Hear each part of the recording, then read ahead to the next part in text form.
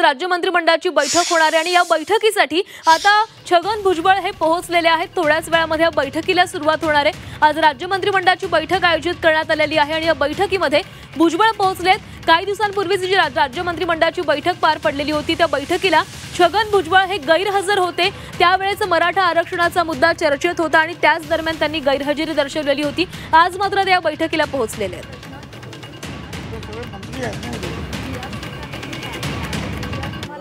आला नव्हता, तुम्हाला विश्वासात घेण्यात आला नाही नाही नाही नाही दाखल करण्यात येणार आहे। समता परिषदेच्या वतीने याचिका कधी दाखल करण्यात येणार आहे? कागदपत्र गोळा करतात।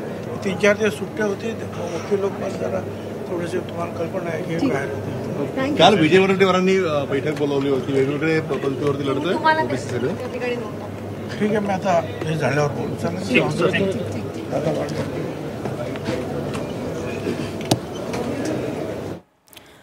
तर मंत्री छगन भुजबळ हे या बैठकीला पोहोचलेले आहेत। काही दिवसांपूर्वी जी कॅबिनेटची बैठक पार पडलेली होती त्या बैठकीला ते अनुपस्थित होते। मराठा आरक्षणाचा जो GR काढलेला आहे त्याविरोधात त्यांनी नाराजी व्यक्त केलेली होती। त्या कॅबिनेट बैठकीच्या आधी झालेल्या प्री कॅबिनेटला ते उपस्थित होते, मात्र त्यानंतरच्या कॅबिनेट बैठकीला ते गैरहजर राहिले। आज मात्र होणाऱ्या कॅबिनेट बैठकीमध्ये ते उपस्थित राहणार आहेत, त्यामुळे आपल्या नाराजी संदर्भात ते काही मत या बैठकीमध्ये मांडतायत का हे देखील पाहावं लागणार आहे। तर सरकारने काढलेल्या GRला छगन भुजबळच कोर्टामध्ये आव्हान देणार या संदर्भात त्यांनी माहिती देखील दिलेली होती। त्यामुळे सरकार विरोधातच छगन भुजबळ कोर्टात जाणार, त्यामुळे या सगळ्या संदर्भात आजच्या बैठकीमध्ये काही चर्चा होतीये का हे देखील पाहावं लागणार आहे।